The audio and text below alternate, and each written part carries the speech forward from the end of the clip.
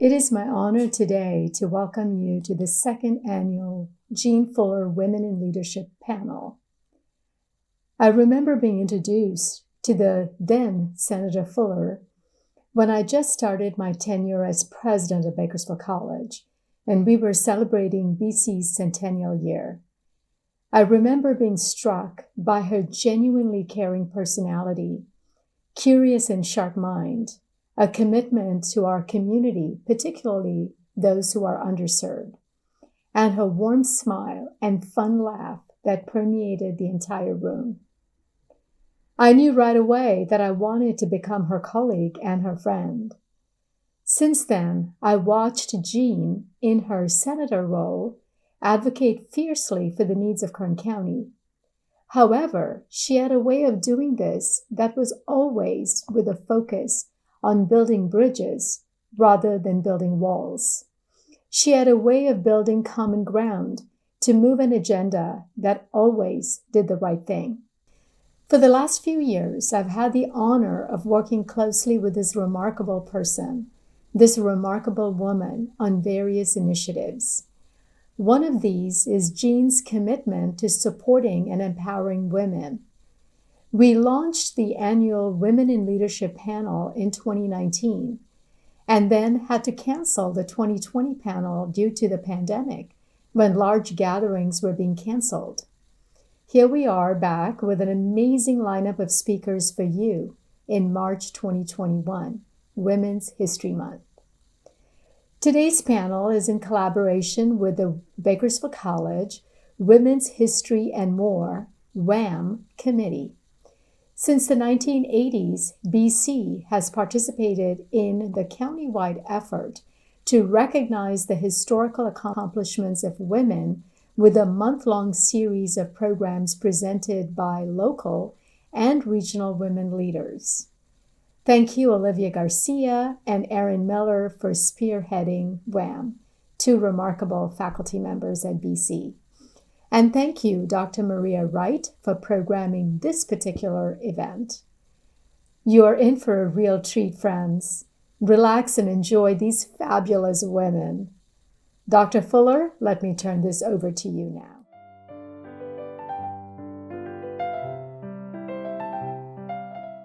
We have an amazing powerhouse of women for you. I am excited to facilitate the conversation among four women whose accomplishments are beyond inspiration.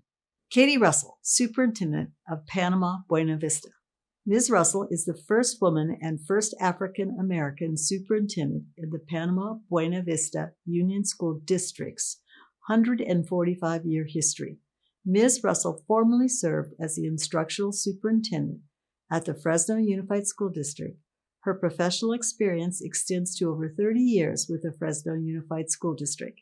During her tenure, she held the roles of vice principal, assistant superintendent, and most recently as an instructional superintendent overseeing specialty schools. Mary Barlow, Kern County Superintendent of Schools. Dr. Mary Barlow has spent the majority of her career in education, serving as a teacher, director of children and family services, and superintendent.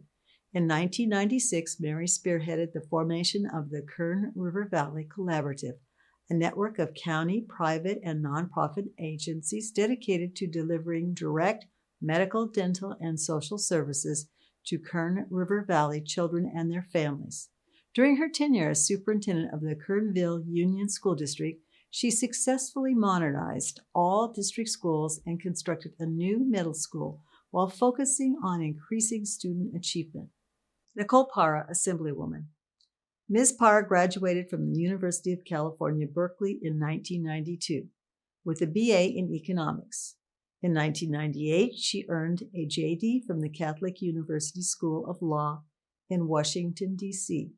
Ms. Parra spent many years working on behalf of Congressman Cal Dooley. Parra served as Dooley's campaign manager in 2000 and as his district director from 1998 to 2002. Ms. Parra was elected to the Assembly in 2002, where she served as chair of the Agriculture Committee.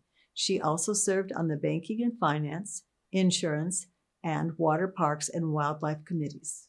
These women play key roles in lifting up inspirational ideas and shaping the work that happens in Kern County. If you would like to ask our panelists questions, please enter them into the chat window. Now let's talk to our panelists. Each of you have unique paths that shaped the leader of who you are today. Today, I would like to focus on the history of what brought you here today, challenges, and who you admire, and words of wisdom. Each of you serve as leaders in Kern County. Tell us briefly about yourself. For example, who are some of the pioneers in your field, and how did they influence your chosen career path? Dr. Mary Barlow, tell us about your drive for serving students in our county. First of all, I am very much like a lot of the students in our county. I grew up in a family that was very loving. My mother and father and 3 other sisters moved a lot because my father had mental illness. And that mental illness was serious enough that there were times where he was in the hospital, in the VA hospital, and unable to work. When he was able to work, he would work 2 and 3 jobs to put food on the table and ensure that we had some what we needed to be a successful family. But that means that I'm very well aware of what children in Kern County are going through. 30% of the children in Kern County live in poverty. I too have lived in poverty. I'm familiar with answering the phone calls when the bill payers are contacting my parents. I'm familiar with what happens when they come to repossess your car. I know how to go to a pawn shop to pawn my mother's diamond ring. So I'm very familiar with the aspects of poverty and what it can do to a family, both on the challenging side and also on building resiliency and strength.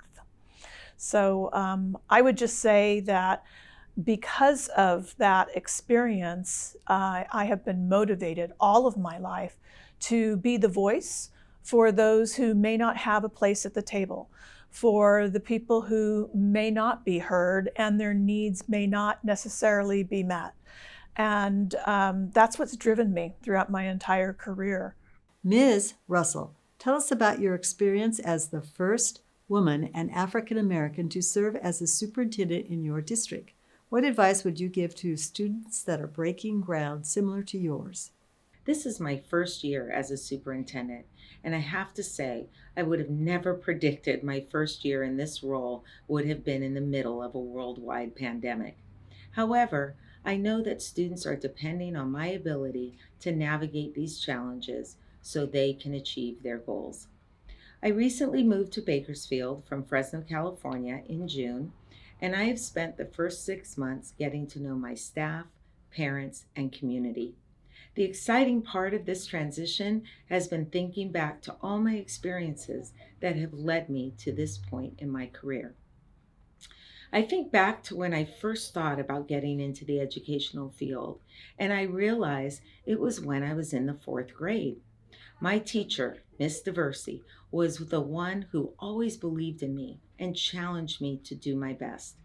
I remember thinking, when I grow up, I want to be just like her. Fast forward to my senior year in high school, and my counselor, who recognized my leadership skills and my love of helping others. She encouraged me to apply for the teaching program in college in pursuit of a career in education. Once I entered the teaching profession, I started to research and study about teaching practices and social emotional supports to best meet the needs of my students. It was at that point when I began to follow the career of one of my college professors who taught one of my educational development courses. She was the first woman of color hired in Fresno Unified as the Assistant Superintendent of Human Resources. I was so impressed with her skills and abilities and the impact she had on adults and students. Dr. Pat Newsom was so transparent about her challenges and ability to persevere in achievement of her goals that she made me believe I could follow in her footsteps. I know these 3 women had a significant impact on who I have become today, and I will always be grateful for their love, support, and belief in me to excel in the field of education. Ms. Parra, tell us about your experience in the field of politics and what challenges you faced as a racial minority and a woman in a field that is historically male-dominated. My name is Nicole Parra, and I'm currently the manager of government relations for Marathon Petroleum. I was born and raised in Bakersfield, but two things I wanted to point out about Bakersfield College. One, both my parents attended BC, and that's where they met. And number two, I was also very honored during the Measure J campaign. The last 3 months, I was the campaign manager, and it's really beautiful to see all of the construction, all of the things that are going on that we campaigned for. And so I'm excited to speak to you all here. I was born and raised here in Kern County, attended public schools, and graduated from Berkeley, and then went on to Washington, D.C., which I'll talk about a little bit later.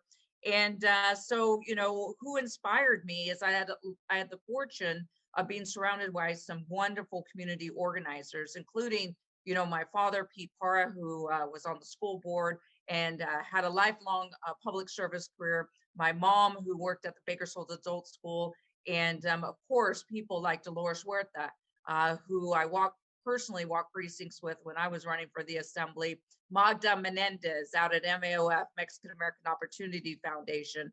Again, women trailblazers early on who were out in the communities, 20, 30 years ago when there weren't very many women community organizers, and definitely not very many Latinas.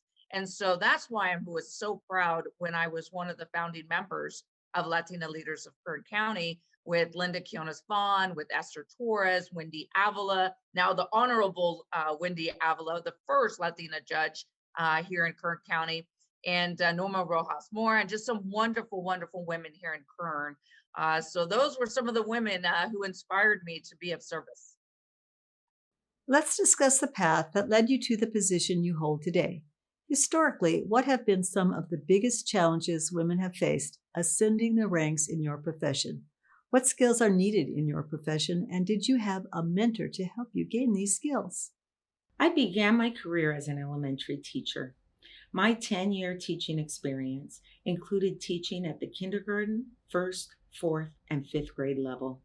During this time, I had an amazing principal who took a special interest in my career and noticed leadership qualities that I didn't even see in myself. And she began to open up opportunities for me to lead school initiatives. I then made the decision to pursue my master's in educational administration. During my final year of the program, I was hired as an elementary administrator, and this began my career in administration. I spent the first 4 years as an assistant principal and the next 7 years as a principal. After 11 years as an administrator, I applied for an assistant superintendent role with the school leadership department in Fresno Unified. As an assistant superintendent, I supervised and provided professional learning for 106 principals from the elementary, junior high, and high school level. My final role in Fresno Unified was as an associate superintendent. This role afforded me the opportunity to work with every department in the organization and participate on the superintendent's cabinet. A cabinet-level position allowed me to collaborate, develop, and implement district-wide programs on behalf of over 73,000 students. During my last 3 years as an associate superintendent, my path crossed with a previous superintendent who now works for an organization that prepares and recruits superintendents for school districts in California. He was instrumental in building my leadership skills in preparation for a superintendent position. The ability to build a district culture, supervise and evaluate personnel, lead teams, monitor programs, allocate resources, and communicate effectively would be critical to my success in the superintendent position. And I am here to say that these skills have served me well in my first 6 months as a new superintendent, and I will continue to grow as a leader in all these areas to ensure I am at the best for the district and community I serve. And I'm currently working government relations But most of my 30-year professional career has been in public service. I worked for Congressman Calduli for 10 years. I also taught at Cal State Bakersfield as an adjunct professor. And then I served in the California State Assembly. I was the youngest person, first woman, assemblywoman in the Southern Central Valley. So as someone who's in public service, was elected to office, and now is currently running for Congress, there are a lot of challenges. But I will say, 30 years ago when I started, as a staffer, and then 20 years ago when I ran for state assembly, a lot of the challenges as a young single woman were, you're too young. Why aren't you married? It was a very stereotypical. I'll never forget knocking on some doors and people saying, "Oh, honey, you should be in the kitchen, raising a family. What are you doing out here?" And I didn't really fit into that box. People were used to seeing those, especially in elected office, who were married, had 2 kids and the 2 beautiful dogs. And that wasn't me. But, I am someone who, again, learned early on about public service. And it was something that was instilled in me at an early age. And so for me, being the first, right? The first woman, the first Latina elected to the assembly. Again, if I'm elected to Congress, I will be the first woman, the first Latina to be elected to Congress north of Los Angeles County in the whole state of California. And so I think it's incumbent, and that's why the role models that I have from, Dolores to Magda, one of my good friends, our secretary, our treasurer, a California state treasurer, Fiona Ma, she inspires me every day in her work. So I would say that, there were many challenges, especially, even in endorsement meetings, where folks, especially kind of the more conservative groups or in public safety endorsements and so forth, they would challenge me a bit on my personal life. But, you take those challenges. All the times that people question, you just work harder, you hustle, you knock on doors, you talk to people. And that's really, how I was able to overcome those early challenges. And then you just meet those challenges again by working hard. And so it is a bit easier. And I'll talk a little bit more about that for women now. But let me tell you, early on, it was tough. It was really tough to be, start out at 30 years old. And that's why the relationships, the work, bringing them together and being someone who is authentic really pays off. So the position I hold today is the Kern County Superintendent of Schools, and I'm very, very proud to be in that position and to follow my mentor, Dr. Christine Lizardi Frazier, who was the first woman ever to be a Kern County Superintendent of Schools. And she has just given so much to me in terms of guidance and leadership and mentorship that I owe an awful lot of what I've learned about leadership to Dr. Frazier. I would say that we're on the leading edge of sectors that have women in leadership roles, either as principals, as superintendents, or at the state level, particularly in the policy making area. And I think it's important that we have all voices. All voices need to be heard. It makes us better informed. We make better informed decisions. And I believe that women and men all lead in different ways. We all have different leadership styles. And so some of us lead by quiet example. Some of us lead charismatically out in front. Some of us lead by ensuring that all voices are heard. And for me, that's the one that I feel resonates best. When I know that all voices are heard, we can make our best decisions. We have common purpose. We have common goals, and we all get behind those goals and excited about those goals. When we find common purpose, it's easier to communicate those goals. And so I find that my fellow female colleagues often have that practice more so than many of my male colleagues. So the challenges that women have faced is, I would think, really having to prove ourselves. So we find that People make assumptions, all of us make assumptions about an individual when we first meet them based upon their appearance, how they hold themselves, perhaps their gender, their background, their ethnicity, and those assumptions are used to then filter whatever leadership or whatever direction and recommendations are being made. And so as a woman leader, I have found when I was younger particularly, that it was important that I be very prepared. And I knew a lot more about my subject than anyone else in the room, so that I could feel confident when speaking up. And so that's what I would say is one of the biggest challenges, is just the natural societal assumptions that people hold about one another. And that's even true today. When we think about what's going on in terms of equity issues around our country, it is very clear that people are being viewed differently based upon their race, based upon their ethnicity, and their life experience. How they are treated is very different than their colleagues. And so it's not unlike women entering into leadership. It is very much like that. And I have an affinity toward particularly women of color who are working on breaking into some of the higher ranks, whether it be in education or any other field.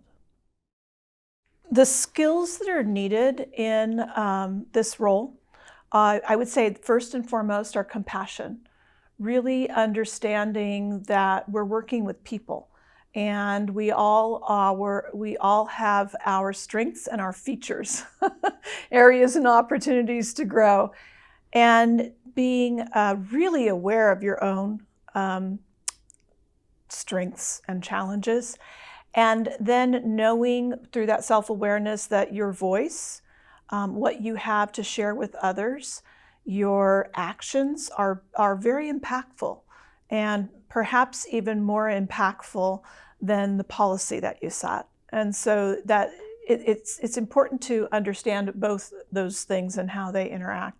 I think it's important to have high integrity, high expectations for yourself and for the others who surround you as well. And for me, work ethic, I think, is absolutely critical.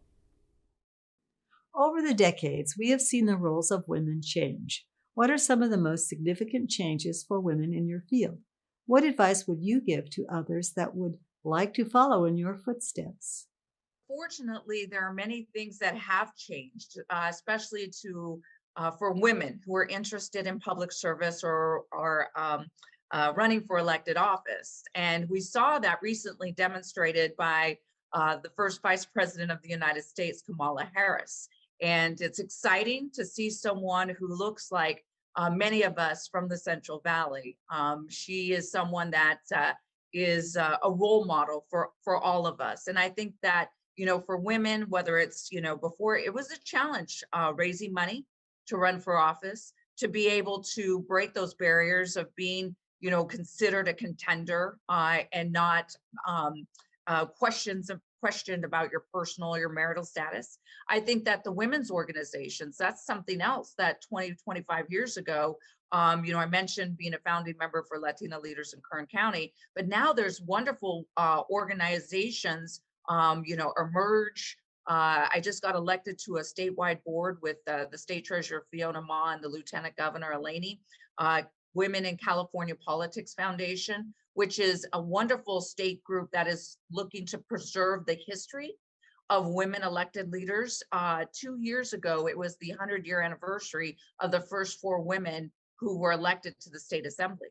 And so a lot of the women who were, elected 50 or 60 years ago were raising money right now to enable an exhibit of women elected officials, and especially the first Latina, the first African-American woman elected to the assembly, the first LGBTQ woman who was elected, our current speaker pro tem, Tony Atkins, the first LGBTQ speaker. So that's one of the things that I enjoy working with, is working and being a part of these statewide organizations down to HOPE, Hispanics Organized for Political Equality. It's a statewide, actually binational program. It's a leadership academy that allows, that works with young women who are interested in service to go through an 8-month program. And so with my company that I'm working with now, I'm proud that we're big sponsors to HOPE. And that's another statewide organization. So I think to answer your question, the support from other women, the support from other women organizations, and to see women run and get elected to office. And in this instance, we have a woman who's in the second most powerful position in the United States. And so all of those changes bring the ability for us and for, you know, our nieces and nephews and so forth to think about that they want to maybe perhaps run for office in the future. What I have seen in terms of roles that have changed over the past decades is that more and more women are being offered the opportunity and are taking the opportunity to serve in positions of leadership within education, whether it be in elementary, unified, high school districts, and institutes of higher education. We are very fortunate that Dr. Lynette Zalesny, our CSU president, is the first CSU president of Bakersfield, female CSU president of Bakersfield, and I'm very proud to call her a colleague and a mentor. I learn a lot from Lynette. Every time we meet, I walk away with a gem, and I think it improves my leadership practice. The other thing about change, though, because there are more women who are in leadership roles, it's important that we continue to support one another and that we celebrate one another and we learn from one another. Too often we find in cases people compete with one another, and that's absolutely unnecessary because there's room for all of us to be our best selves. So I was asked to talk about what advice I would give to others to follow in our footsteps. I always tell young people who are either in school or those who are approaching new into leadership is to do 3 things. So you need to suit up, you need to show up, and you need to speak up. And let me explain what I mean by that. So suit up is be prepared. Do your homework. Put everything, all your research and your mind to what it is that you want to achieve and what it is that you're purposely attending.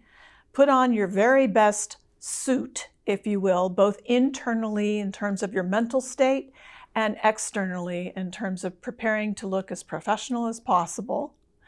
And then you need to show up. And this is where sometimes people are not as reliable as they should be. If you are expected to be at a particular place at a particular time, be there. Be on time every time, or as close to every time as possible. Showing up is important, and when you show up as your best self. Really understand that when you walk through that door, how you impact, what you say, and how you act will impact others around you and affect their day and their family's day. It's a ripple effect. And then finally, speak up. Find your voice.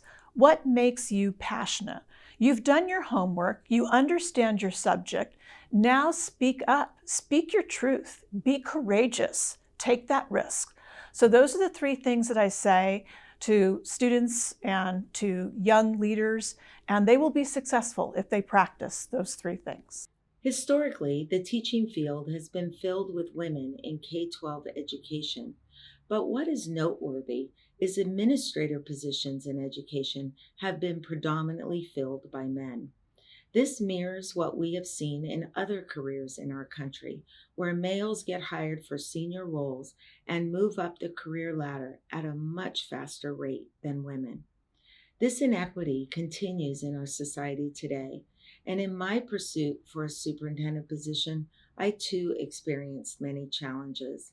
I applied and interviewed for 8 superintendent positions, made it into the top 2 for each position, but was beat out by a male candidate in 7 of the 8 interviews. Statistics show that 72% of K-12 educators are women, but only 14% of women are superintendents. And unfortunately, of the 14% of female superintendents, only 6% are women of color. The odds are definitely great, but I knew the only way to impact those disproportionate numbers was to continue to apply for superintendent positions until I achieved my goal. The process was a difficult one, and I had to strategically prepare for each interview to prove I had what it took to lead a district. My advice to females in pursuit of a higher level administrative position in education would be to learn and apply your leadership skills in a school or district office setting. During your site experience, you need to identify a leader or mentor you trust and seek their honest feedback to identify your strengths and opportunities for improvement. I would also add that when you are ready to apply for an administrative position, that you spend time learning about the process, get advice from people who have recently interviewed, and strategically prepare and practice for the interview. Finally, it is important that you persevere and don't give up if you are not hired right away. Don't ever let the rejection impact your confidence. Let's talk about the women that have and continue to inspire you locally or globally. If you could meet, have lunch, a glass of wine with any woman of historical significance, living or not, who would that be and why? My vision of leadership is an inverted funnel. And so what I mean by that is rather than the leader up here and the followers here, invert that. And it's all of the individuals within the community, and the leader is a servant to all of those individuals. And so for me, I've always been my most recent inspiration of those who are still surrounding me and guiding me every day are Dr. Christine Frazier, the first female Kern County Superintendent of Schools, Dr. Lynette Zalesny, the first female CSU president of Bakersfield. And, you know, I have so many other leaders right here in this community who I get a chance to talk with and have tea with and learn from every day. But when I think about who would I want to have tea with who has passed away, two people come to mind. The first is Mother Teresa. And the reason for that is she is the example, the epitome of a servant's heart. I have a poem that is attributed to her called Anyway. And I have been living by that poem for at least the last 25 years through my education career. And it guides me on days when I'm feeling a little bit low. And it also makes me celebrate on those days when I see someone else taking up the path of leadership and taking up their practice. But the other person who I'd like to have lunch with is Eleanor Roosevelt. Eleanor Roosevelt, because she was so impactful and early in the stages of looking at equity issues and really speaking out for Asian Americans and African Americans and setting up systems so that people had a voice, sometimes not even agreeing with their husbands. So that was pretty courageous. And finally, most importantly, RBG. I would love to be a fly on the wall when RBG was having her conversations with her colleagues and find out the intricacies and of the arguments on both sides that helped shape the policy, national policy that we have still impacts us today. So for me, I would really love to hear the backstory of the thinking behind both RBG and other justices. I love this question. There are so many women that inspire me and wish I had the opportunity to meet. The first person who comes to mind is Maya Angelou, one of the greatest poets of all times. She was not just an American poet, but a civil rights activist. She published 7 autobiographies, 3 books of essays, several books of poetry, and is credited with a list of plays, movies, and television shows spanning over 50 years. She received dozens of awards and more than 50 honorary degrees. Maya Angelou is best known for her series of 7 autobiographies, which focused on her childhood and early adult experiences. The first, I Know Why the Cage Bird Sings, tells of her life up to the age of 17 and brought her international recognition and acclaim. Fortunately, I had the opportunity to see Maya Angelou at a conference where she quickly mesmerized an audience of over 1,000 people and inspired a whole room of educators with her words and song. Unfortunately, Miss Angelou died in 2014, but I would have loved to sit down and ask her how she dealt with adversity and continued to persevere when things seemed hopeless, especially when you start to question the humanity of people around you. My second choice would be to sit down and enjoy a lunch with Michelle Obama. As you know, she was the former First Lady of our 44th President of the United States, Barack Obama, and was the first African American First Lady. I knew nothing about her prior to her service as a First Lady, but soon learned that she was an attorney and later in her career, an author. She also worked in nonprofits and as the Associate Dean of Student Services at the University of Chicago, as well as the Vice President for her Community and External Affairs at the University of Chicago Medical Center. As First Lady, Michelle Obama served as a role model for women and worked as an advocate for poverty awareness, education, one of my favorites, nutrition, physical activity, and healthy eating. My conversation with her would focus on how she dealt with adversity and the ugliness of folks that just want to bring you down. What motivated her to stay positive, stay grounded in who she was, and continue to lift above the negative and inspire others around her to be their best self?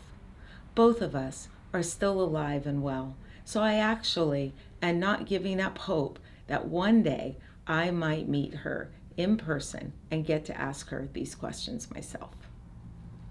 Great question. I think, again, locally for me, I would again name from Dolores Huerta to Magda.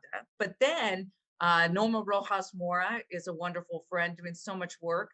Olivia, the work that you do and your teaching and your involvement in the community, it's simple. Sandra Moraz in Alpa, I never will forget. Get emotional when I talk about Sandra. When I was in the assembly and she was fighting for clean water for a town of 800 people because 2 water wells went down and people were having to drive to Delano to get water. And Sandra was just out there making sure that everyone in her town, in that community, had access. And I brought my team, my staff, and we were able to raise about $60,000 to get water for 6 months in the community. And it was because of Sandra Moraz. You know, people wouldn't know her name outside of Alpa, but let me tell you, her heart and soul, in that love of the community. So it's really those heroes and those community champions that sometimes go unrecognized. That my work in the valley, I've been able to meet people like Sandra Ramaz, or my good friend Samantha, who's in Tulare County on the Tulare Hispanic Kings Chamber of Commerce, works with the Latino Peace Officers Association, to another good friend, Yamilet Gutierrez up in Fresno, does wonderful work with the community and young people. And so it's just all of the names that everyone knows, like a Dolores Huerta, but it all comes down to our local community heroes, the women who are making change, but also the women in our families, right? Our grandmothers and mothers. Let me tell you, when, before COVID, when you would go door to door and knock on people's doors to get them excited about voting, who would invite me into the kitchen to come in and talk to the family? It was the grandma, it was the mother who would say, come on in, help us explain this. I want my family to vote.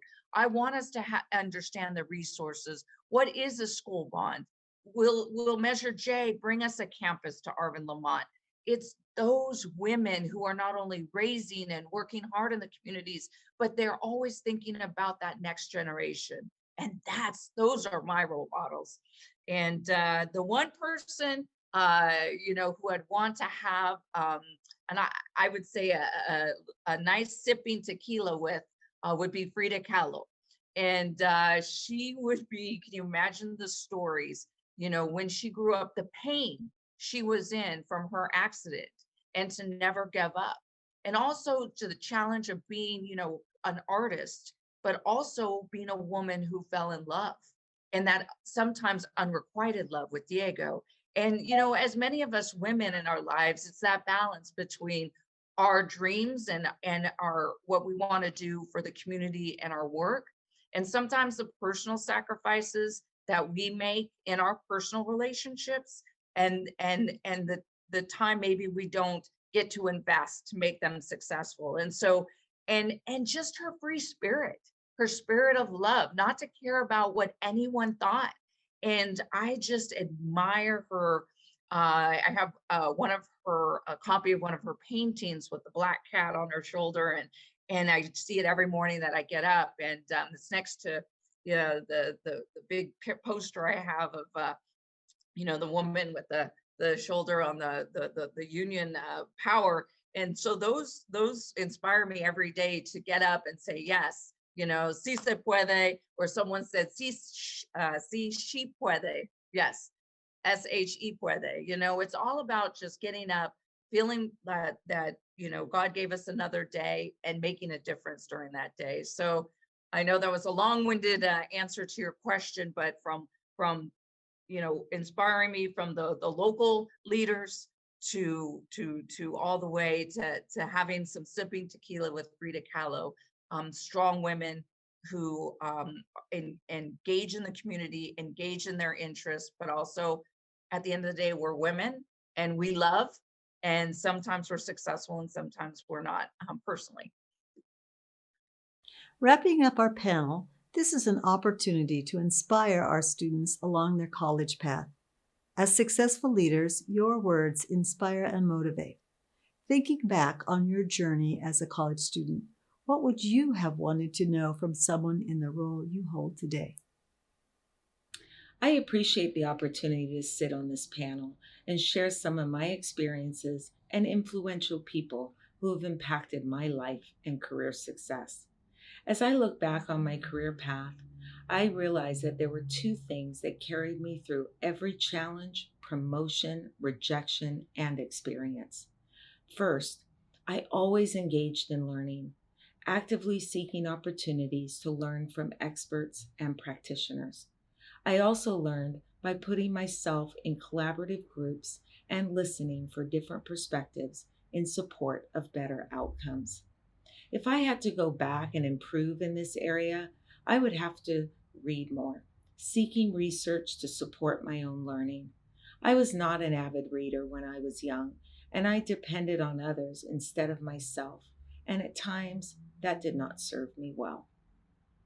The second key area that supported my success would be that I depended on mentors and role models I could learn from and lean on in support of my growth and improvement.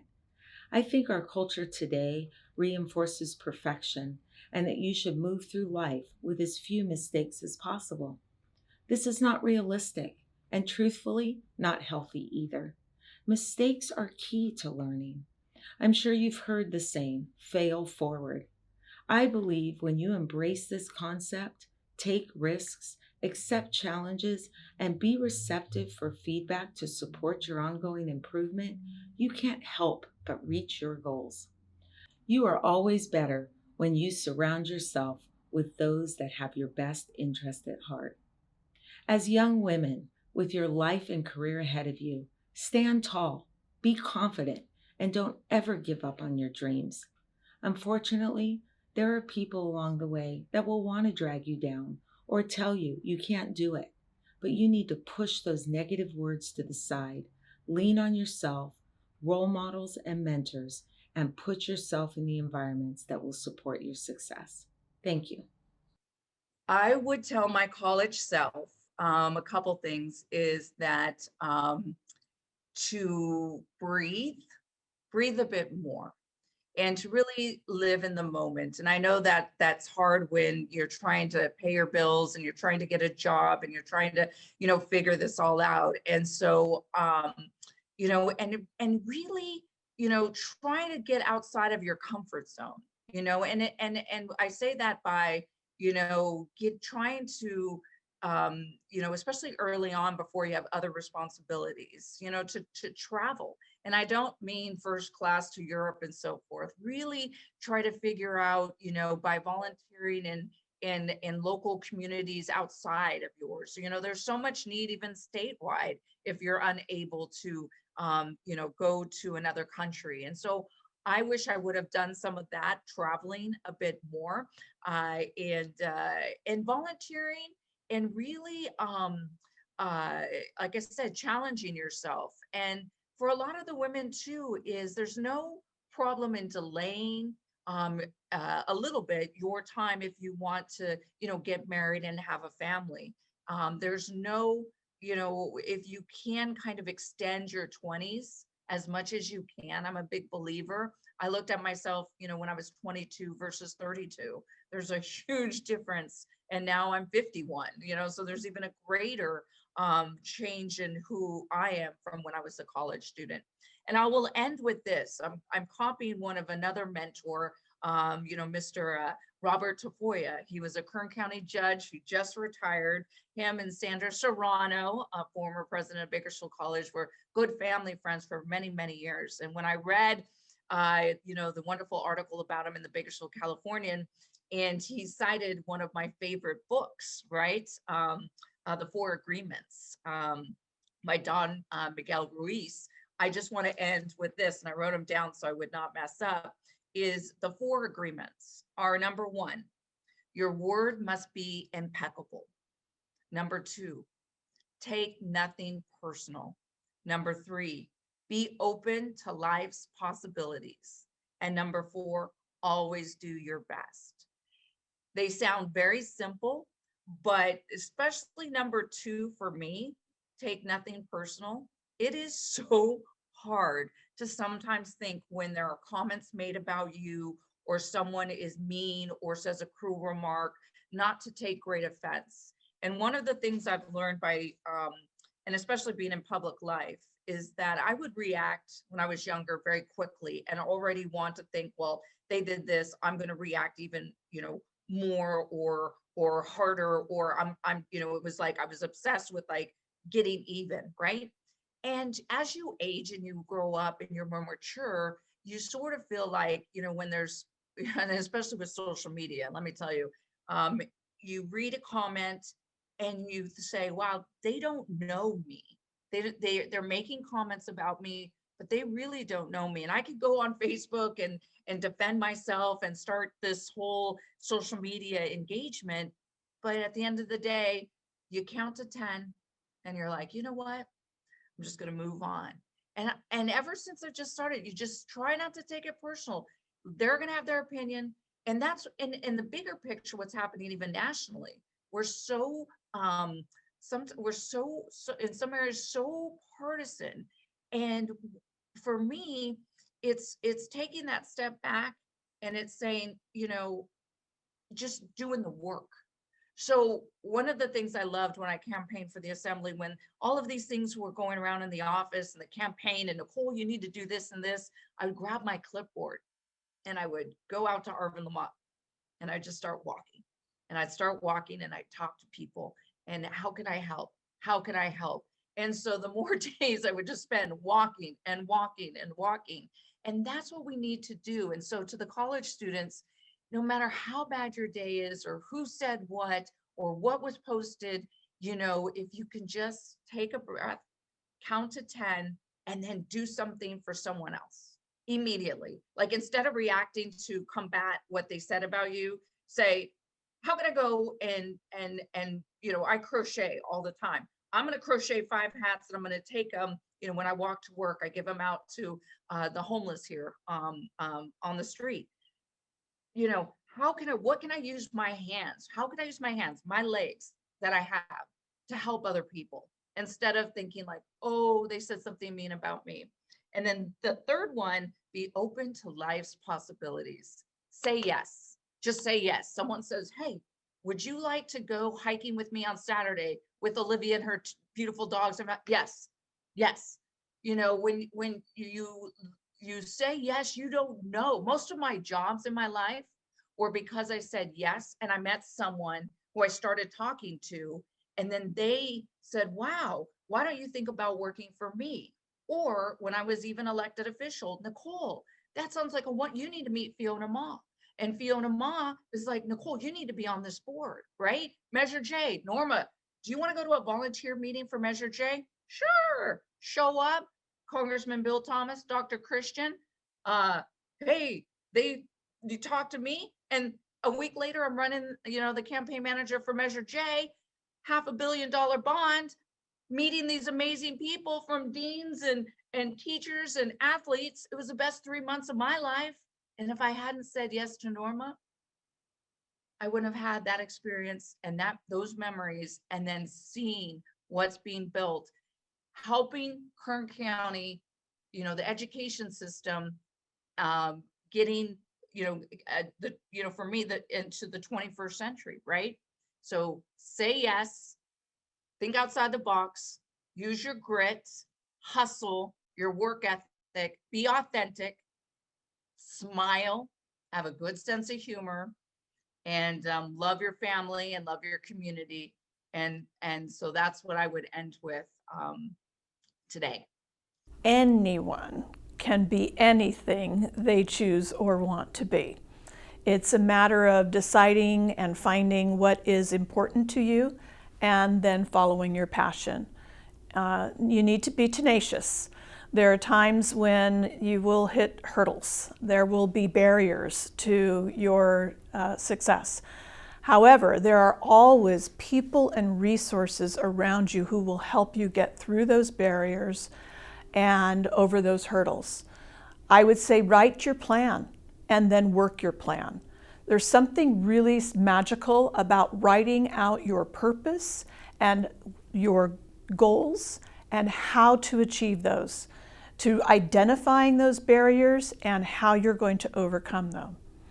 I would say that it doesn't matter where you're born, doesn't matter the zip code in which you reside, it doesn't matter what your life experiences have become, they can be your strength.